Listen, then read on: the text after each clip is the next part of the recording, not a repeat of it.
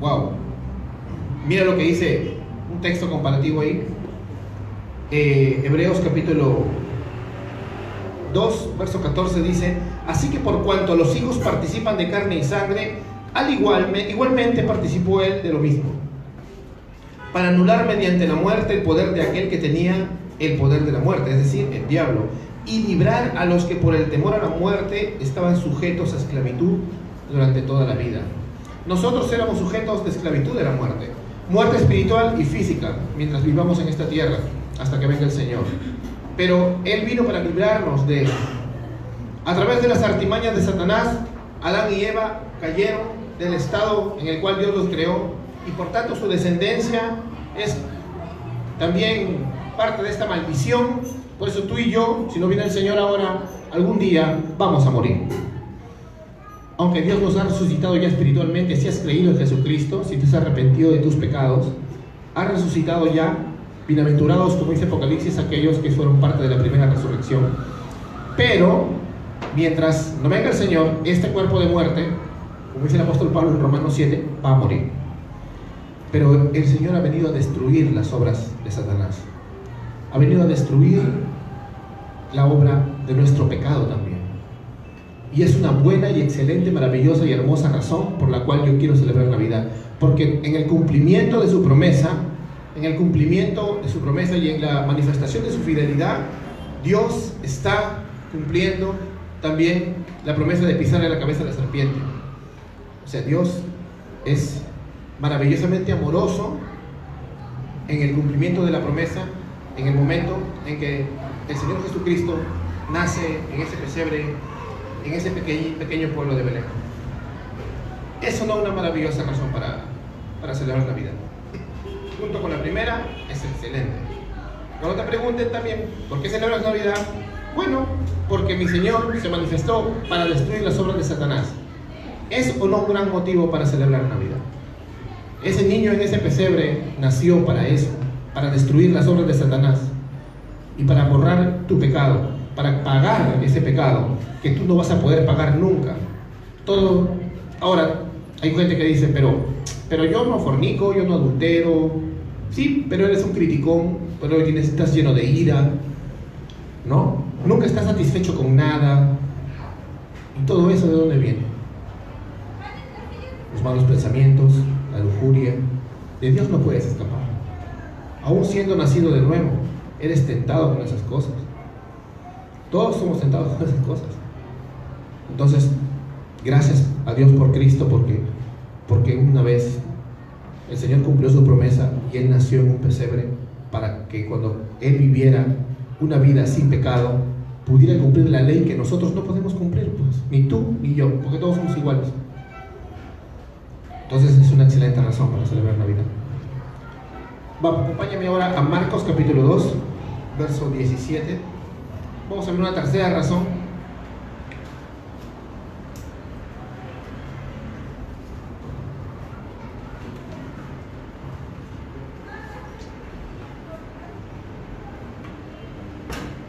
Marcos capítulo 2, verso 17. Este texto es uno de los textos que un poco siempre me impresionaron. Es un sarcasmo. Es un sarcasmo de Jesús que es un cachetadón para todos los religiosos que se creen perfectos, pues. Dice: los que están sanos no tienen necesidad de médico, sino los que están enfermos. No he venido a llamar a justos, sino a pecadores. Quiere decir que había justos, así como Caifás y sus sacerdotes, igual al diablo y sus ángeles, se paraban delante de Jesús y decían: ¿qué estás diciendo, que nosotros los justos somos ciegos? O sea, hay que ser recontra cara de palo, ¿no? Y recontra mentiroso para que ni tu conciencia te diga que tú sabes que no eres justo. Pero sin embargo los fariseos lo hacían. ¿Por qué? Porque no querían perder su reputación, ¿no? No, yo estoy bien.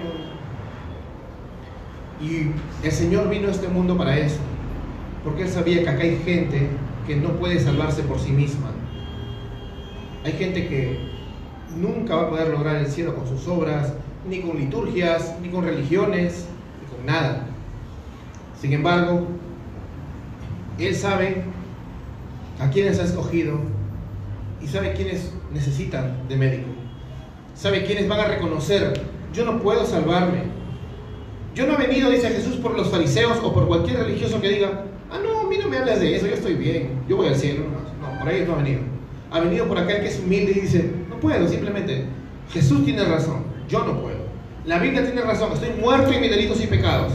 Estoy condenado. Si me saca ahorita si me saca Dios ahorita todos mis pecados y la ley, la comparamos y yo salgo culpable. Para eso ha venido Jesús, por estas personas. Reconócelo, arrepiéntete. No puedo más, yo no puedo pagar esta enorme lista de pecados que tengo desde que nací. En cambio, si tú crees que sí la puedes pagar, o que vas a pasar piola, como se dice, ya por eso no vino Jesús. Los elegidos son aquellos que reconocen su pecado. Los elegidos son aquellos que creen en Jesús. ¿Por qué? Porque creer en Jesús es reconocer que tú no puedes. Por algo necesito de un Salvador. Necesito de un Salvador porque yo no puedo nada más, simplemente. No necesito de religión, no necesito un montón de cosas. Necesito reconocer el día que yo esté frente a un Dios santo y un juicio justo con un Dios bueno. Un juez bueno no deja salir al delincuente, ¿verdad? Hace justicia. Pues Dios, el Padre, es un Dios bueno y hará justicia. Y si no fuera porque alguien ha pagado nuestra fianza con su sangre, todos nosotros estamos condenados. O alguno de nosotros podría decir: yo me voy al cielo sin necesidad de Salvador. Nadie. Es una gran noticia entonces saber que mi Señor nació en un pesebre por aquellos que necesitan de médico, ¿no? Y no por los que se creen justos. Él ha venido a llamar no a justos, dice, sino a pecadores. Así que si tú reconoces que eres pecador y necesitas un Salvador, por ti ha venido el Señor, por ti nació ese bebé. Vamos a orar. Otro punto más. Lucas capítulo 19, verso 10. Otro texto que me gusta porque también confronta mucho el legalismo del corazón del ser humano, la autojusticia, tan similar como el anterior. Lucas capítulo 19 dice: el Hijo del Hombre ha venido a buscar y salvar lo que se había perdido. Si tú crees que no estás perdido, a ti no te va a salvar. El Hijo del Hombre ha venido a buscar y a salvar lo que se había perdido. ¿Te das cuenta que si tú estás en las manos de Cristo es porque Él te buscó? Tú no lo buscaste. Aunque tú dices: pero yo me acuerdo que yo lo busqué, yo fui, sentí necesidad de Dios, busqué una iglesia, tomé mi decisión. Está bien si lo hiciste, no eres un robot. Pero ¿qué tuvo que pasar primero en tu corazón? Nacer de nuevo primero. El Señor te estaba llamando. El Señor cambió tu corazón de piedra por uno de carne, dice Ezequiel capítulo 36. El Señor agarró ese corazón, te lo arrancó y te puso otro. Incluso podrías haber estado mucho tiempo en una iglesia y eres un hipócrita, pero llegó un momento en que realmente te diste cuenta: estoy condenado, necesito de Dios. Entonces significa de que Dios te había buscado y te había cambiado el corazón para que realmente te arrepientas. Y es maravilloso que nuestro Dios nos busque. Y dice que vino a salvar lo que se había perdido. Entonces, ¿quién de acá reconoce que estaba perdido? Todos estamos perdidos. Levanta tu mano si estabas perdido. Si no, no lo levantes porque nunca has estado perdido. Pero lo que sí te digo es esto. Y es que tienes que reconocer que estás perdido para necesitar un Salvador. Si no reconoces que estás perdido, no vas a necesitar un Salvador. Y el día final, ya pues te salvarás por tus obras, ¿no? Vamos a ver. Para poder entrar al cielo tienes que ser santo como Dios es santo, dice. O sea que es el único estándar que tienes. Si tú no eres santo, no hay forma de salvarte. Y es muy justo que Dios condene a los que no son santos, porque Él es bueno, porque Él es justo y nosotros hemos transgredido su ley. Toda la vida le hemos roto, toda la vida. Por eso, este es un llamado para los que están perdidos. Y Dios está llamando y buscando a los que reconocen que están perdidos, a los que reconocen que necesitan de médico. Ese niño nació predestinado a buscar a aquellos que estaban perdidos. Así que es una excelente razón también para celebrar Navidad el encontrar en ese niño la salvación de mi alma, ¿no? El reconocimiento de que ese niño iba a buscar a este perdido, a alguien que nunca lo iba a buscar a él mismo. Amén. Es hermoso entenderlo así, porque creo que, como Pablo, todos nosotros podemos decir somos el peor de los pecadores. Vamos a otro punto más. Marcos capítulo 10, verso 45. Así les voy a hablar varios puntos. Quiero que tengas muchos argumentos para poder decirle a tus amigos cuando te pregunten, oye loco, ¿por qué celebras Navidad? Si es que es tu amigo de otra religión, o para que de repente compartas con tu familia que no es cristiana. Familia, ¿no? En esta noche navideña quiero dar unas palabras. No te digo que le digas todas las razones, pero que una o dos de estos argumentos se los digas para que tengan en cuenta y recuerden por qué están sentados en esa mesa comiendo ese pavo y todo eso, ¿no? No es simplemente por reunirnos. Dice Marcos capítulo 10, verso 45: porque ni aun el Hijo del Hombre vino para ser servido, sino para servir y para dar su vida en rescate por muchos. Wow. Es un ministerio de servicio, de amor. El rey se acerca a los esclavos y le lava los pies, imagínate. A veces decimos eso, ¿no? La palabra siervo. Quiero ser un siervo para tu gloria. O nuestros pueblos de gracia urbana, ¿no? Dios me salvó para servirte, dicen. Pero que hay que entender qué es servicio. Pues servicio es ser humilde. Cuando Jesús lavó los pies a sus discípulos, estaba haciendo el trabajo del esclavo más bajo de la casa. Que llegaban a veces los amigos del dueño, del amo de casa, y como ahí andaban siempre en sandalias o en burrito, y el amo le decía, lávale los pies a mi invitado, ¿no? Porque debe estar cansado. Porque me imagino que debe haber caminado unos cuantos kilómetros para visitar a su amigo. Y mandaba al esclavo más vil, no que sea malo, sino el de más baja categoría, a que lave los pies. Ya pues, el Rey de Reyes, el creador del universo, se ha venido a lavarte los pies, o sea, a servirte. Es hermoso entender entonces que la Navidad significa que el Hijo del Hombre vino, o sea, nació en ese pesebre para servirme. Yo no me dijo que me sirva. Es más, ni siquiera mi servicio serviría para quitarle un poquito la cuota que le debo a Dios. Pero sin embargo, a pesar que yo le debo, Él me sirve a mí. Eso realmente es humillante para nosotros.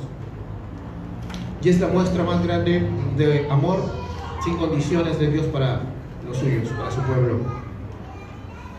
Y dice entonces, porque el Hijo del Hombre no vino para ser servido, sino para servir y para dar su vida en rescate por muchos. Porque recuerda que Él vivió una vida sin pecado, pero esa vida sin pecado luego va a la cruz y es castigado por tus pecados. Él tuvo que recibir la justa ira santa de Dios en reemplazo de nosotros. ¿Te acuerdas cuando Jesús está en la cruz y dice, Dios mío, ¿por qué me has abandonado? A ti te deberían abandonar en el infierno. Y es justo, porque no podemos aprobar el examen. Sin embargo, Jesús se paró ahí, en esa cruz, y fue abandonado por ti. Es hermoso recordar entonces, y también un poco penoso, pero no caigamos en el pecado de Pedro, de decir, no, pobrecito, mejor no le hubiera pasado eso.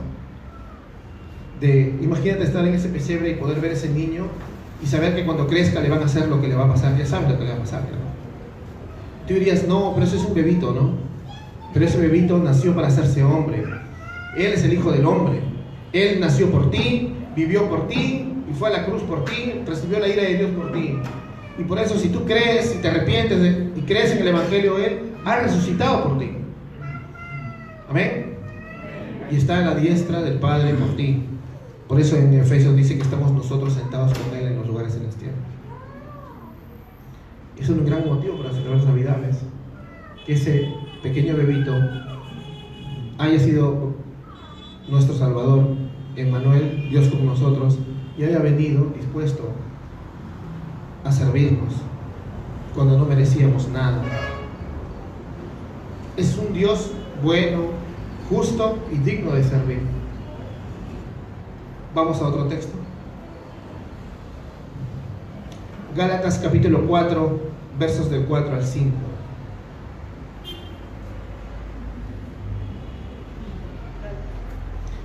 El Nuevo Testamento, el libro de los Gálatas, capítulo 4, versos del 4 al 5.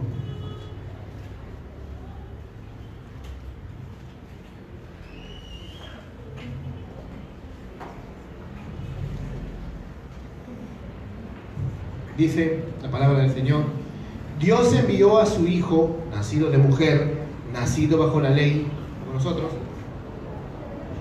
a fin de que redimiera a los que están bajo la ley, para que recibiéramos la adopción de hijos. En el sacrificio de Cristo queda saldada la cuenta de los que creen. Y si tú por fe te apropias de esto, ahora eres adoptado como un hijo de Dios. Hay dos formas de ser hijo de Dios, ¿eh? Para que no te estés peleando por ahí en la calle cuando alguien dice, todos somos hijos de Dios. Hay una forma de ser hijo de Dios por creación. Todos somos hijos de Dios. Todos somos hijos de Adán, que es hijo de Dios. Por creación, todos somos hijos de Dios. Pero hay una forma especial de ser hijo de Dios. Y es a través de Jesucristo. En Juan capítulo 1, versos 12 al 13, dice que a los que lo recibieron se les dio la potestad de ser hijos de Dios. O sea, los hijos especiales de Dios. El pueblo especial de Dios. El pueblo del pacto de Dios. El pueblo ante el cual Dios tiene una promesa que cumplirle. Entonces tú estás o dentro del pacto con Dios o fuera del pacto con Dios. Tú decides. Y acá dice que su hijo, nacido de mujer, nacido bajo la ley, o sea, en las mismas condiciones que nosotros, nacimos de una madre y nacimos bajo la ley. Pero yo nací en un país donde ni hablaban del cristianismo ni de la Torá, yo no sabía del Deuteronomio, yo no sé nada de eso, pero sí sabes bien en tu conciencia qué es la ley. Sabes que está mal mentir, robar, matar, ¿no? Amasúa, Amaqueya, Amayuya, ni los incas se van a escapar, ¿no? Todos en su conciencia saben qué es bueno y qué es malo. Así que todos hemos nacido de mamá y todos hemos nacido bajo la ley. Como dicen Romanos, los paganos, los gentiles que no tienen bajo la ley viven en sus conciencias como si tuvieran ley. Y eso significa. Entonces, de todas estas personas, Cristo ha venido para redimir a los que están bajo la ley para que recibiéramos adopción de hijos. En Jesús hay salvación, ¿ves? Porque esa ley de tu conciencia, aunque no te hayas leído Levítico y Deuteronomio, tú sabes que la has roto. Tú sabes que la has roto desde niño. Incluso diciendo, no, yo sí creo en Dios. Satanás también cree en Dios, no te preocupes. Eso no te salva. Tienes que arrepentirte de tus pecados y creer en el Evangelio, en la buena noticia que el Señor ha encarnado y que te está llamando a beber gratis del agua de vida eterna. Vamos a otro texto, Lucas capítulo 2, vamos avanzando antes que se me acabe el time.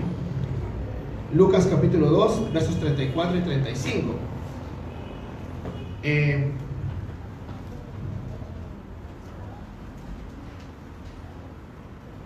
Es hermoso recordar por qué debemos celebrar Navidad. Esta es una razón bonita. Dice, he aquí este niño ha sido puesto para la caída y el levantamiento de muchos en Israel, y para ser señal de contradicción. Más adelante dice, a fin de que sean revelados los pensamientos de muchos corazones. Israel decía creer en Dios, en Yahvé. Decía creer en el Dios de Israel. Decían creer en la Torá. Decían creer en los escritos, en los profetas. Pero cuando nació el verdadero Mesías, ahí se ven quién es quién, pues.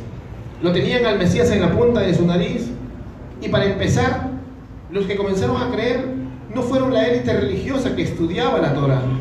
Eran las prostitutas, los publicanos y los de otros países, lo que ellos llamaban gentiles. Sorprendente, ¿no? La gente que era menospreciada por la élite religiosa, por los perfectos. Y ellos que eran, no menospreciemos a los fariseos, maestros de la Torá, maestros de los escritos, pero con unos lentes hermenéuticos particulares, o sea, una forma de leer y un pensamiento preconcebido. Entonces no podían ver que esto se estaba cumpliendo en Cristo. Lo tenían ahí al Mesías. Luego el mismo pueblo de Jerusalén, llega el Mesías en entrada triunfal, ¿te acuerdas? Y muchos se ve que lo celebran con hojas de parra y tanta cosa. ¿Te das cuenta? Esa es una celebración falsa. Porque cuando llega Jesús pasa, todos lo celebran, y luego ya cuando Él pasa de la ciudad y se va al monte y maldice Jerusalén. Y tú dirás, ¿pero por qué Jesús? ¿Pero te están celebrando? ¿Por qué eres tan malo? No es malo, era falso. Porque ellos estaban esperando un falso Mesías. Mira, teniendo al verdadero Jesús, no lo podían ver siquiera. Ahí, o sea, lo veían con sus ojos, pero no con su corazón. Tenían al verdadero Jesús, podían haber arrepentido de sus pecados y reconocido como el verdadero rey, pero no. Lo querían hacer un rey político. Querían que Jesús se convierta en el que los libera del imperio romano, pero no entendían que él era el cumplimiento de las promesas. Y así pasa también ahí cuando él nace, viene contradicción, pues. Ahora vamos a ver quién es quién, pues.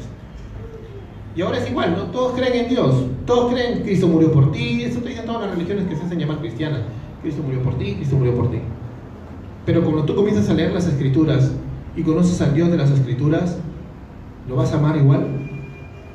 Cuando ves que Dios es justo y que es santo y que no va a dar por inocente al culpable, ¿lo vas a amar igual?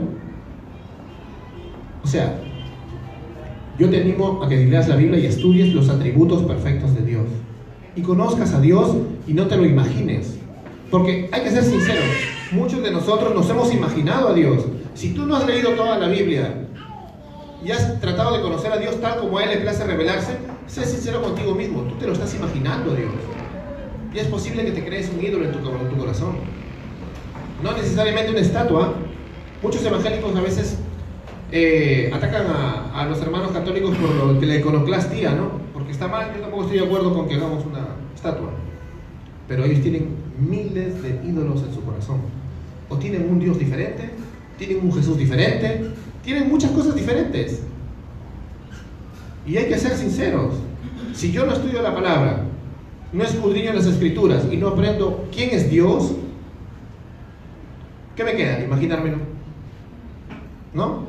Y el imaginártelo y no imaginártelo tal como dice su palabra, o sea, el imaginarte un Dios diferente, ¿qué es? Un ídolo.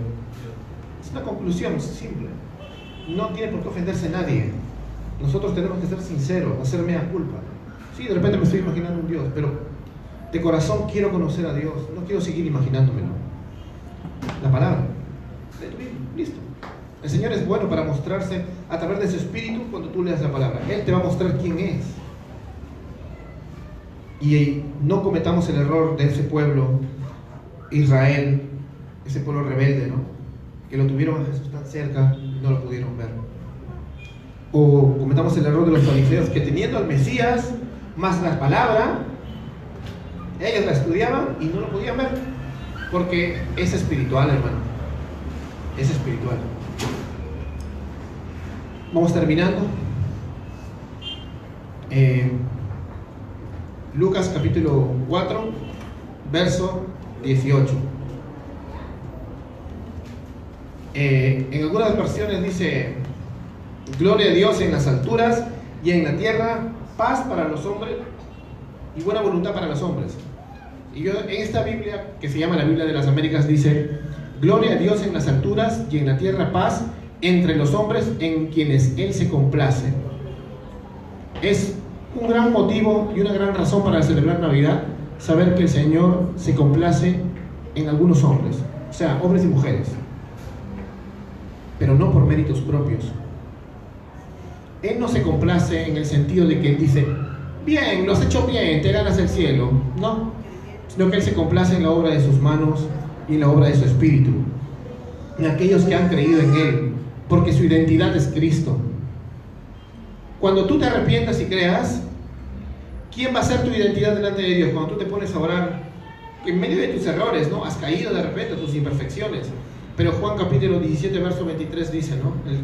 El Señor orando dice: tú los amas tanto como me amas a mí. O sea, Dios te ama tanto como ama al mismo Jesús, si es que tú te has arrepentido y estás en Cristo. ¿Te das cuenta?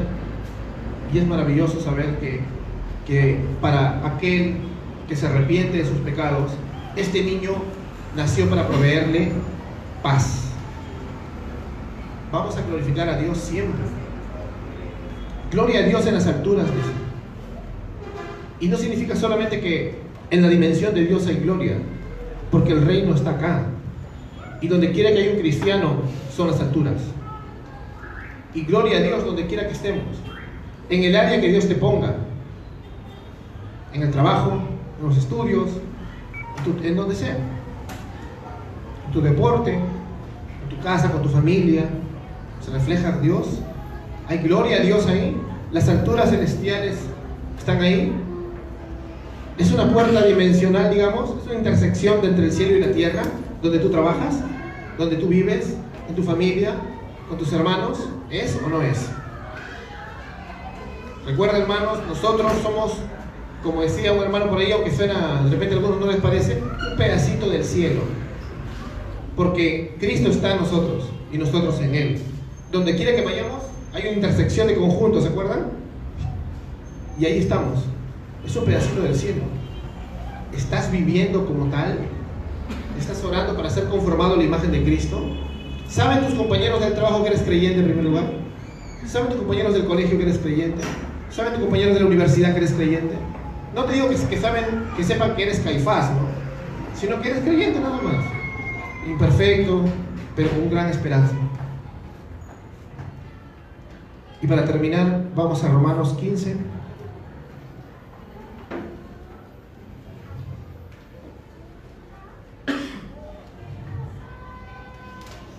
Versos del 7 al 9.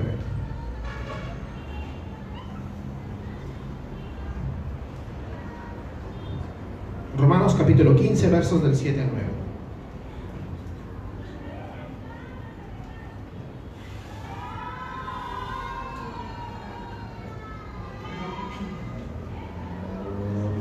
Romanos 15, versos del 7 al 9. A ver. Cristo se hizo servidor de la circuncisión para demostrar la verdad de Dios, para confirmar las promesas dadas a los padres y para que los gentiles glorifiquen a Dios por su misericordia. Wow, qué hermoso, en serio. El Señor se ha hecho servidor de su pueblo, de la verdadera circuncisión, como dice Pablo en Filipenses capítulo 3, porque nosotros somos la verdadera circuncisión, los que en espíritu servimos a Dios y no tenemos esperanza en la carne, o sea, en las obras de la ley, ni en las liturgias, ni en nada, sino en Cristo. Entonces, esta Navidad tenemos muchas buenas razones para celebrar, hermano. Porque ¿de qué trata la Navidad? Trata del Hijo de Dios mismo, de la segunda persona de la Trinidad, humillándose, dejando su divinidad para hacerse uno de nosotros. Trata del nacimiento virginal de un niño concebido milagrosamente por el Espíritu Santo, que se hizo como uno de nosotros para vivir como uno de nosotros, pero venciendo el pecado que nosotros no podemos vencer. Trata de un hombre llamado Jesús, en quien habita toda la plenitud de la verdad, como dice Colosenses capítulo 2, verso 9. Trata de la llegada del cumplimiento de los tiempos, porque los tiempos finales ya son desde la cruz. Ya estamos en los tiempos finales desde el tiempo de la cruz. No es una idea fatalista, ¿no? Como cada rato, ya se acerca el fin, paran hablando. El fin va a venir cuando Dios quiera. Pero en los tiempos de la cruz se cumplió el tiempo final. Eso es lo que decían todos los profetas. Trata de lo que decían los profetas, ¿no? Que nacería un gobernante en Belén. Eso lo podemos ver en Miqueas capítulo 5. En el pueblo más chiquito y más humilde de la tierra de Israel, cuyo nombre sería admirable consejero, o sea, admirable en su decreto, Dios fuerte, Padre eterno, príncipe de paz, como vemos en Isaías 9. Y este niño sería el Mesías ungido, el verdadero Señor, el verdadero Rey, el Hijo de David. Y como dice Marcos capítulo 10, 45, no vino para ser servido, hermanos.